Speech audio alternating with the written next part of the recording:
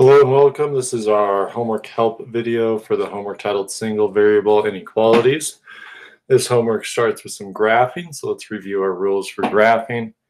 If the symbol for the inequality is either just a less than or a greater than, we're going to use an open circle. If it's a less than or equal to or a greater than or equal to, we're going to use a closed circle. This one is just a less than. So we want to put an open circle at -1. I like to put it right above the number line. Now, we want to capture all of the numbers that are less than -1 with this graph. So we want our arrow going off to the left here.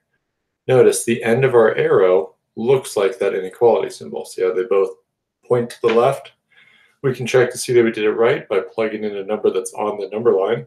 Like let's look at -3. Is -3 less than -1?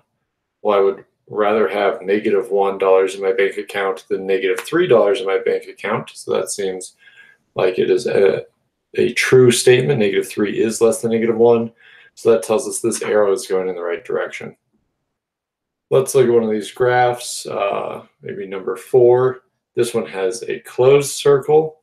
The instructions tell us to pick x as our variable. So I'm going to say x. I'm going to put a -2 over here. Now I just have to pick the right inequality symbol.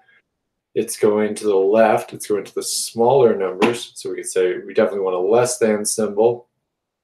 This is a filled in circle, so we want to include the endpoint. X is less than or equal to -2.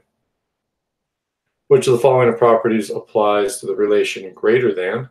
Substitution? No. If something's greater than something, we can't substitute those two things. Can something be greater than itself? No.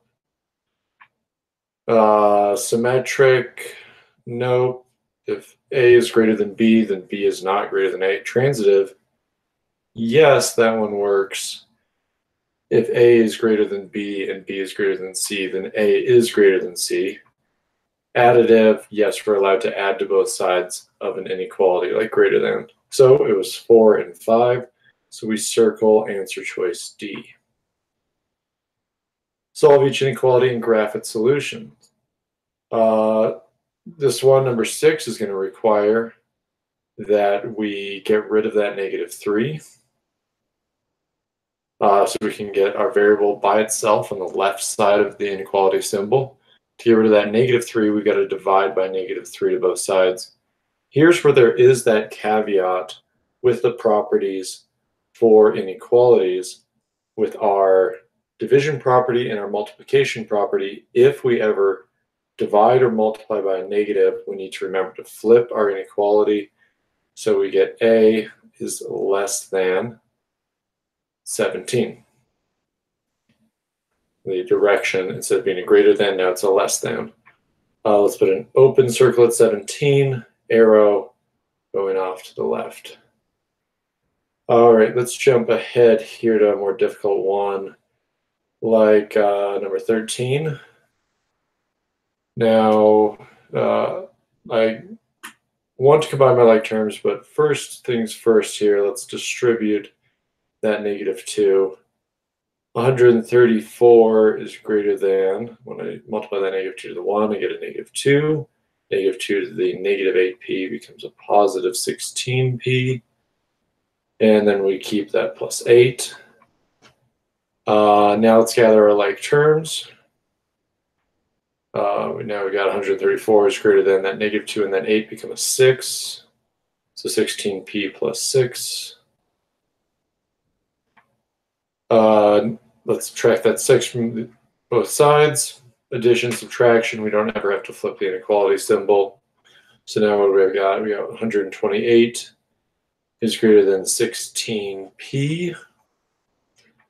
Divide both sides by 16. 128 divided by 16 is 8. So our simplified inequality is 8 is greater than p. This is more difficult to graph, so I like to flip it around so that my variable is on the left-hand side. P is less than 8. This is a little bit easier to graph. Let's go put an open circle at 8. arrow going to the left. All right, you should be able to finish up the remaining problems there. Have a good rest of your day.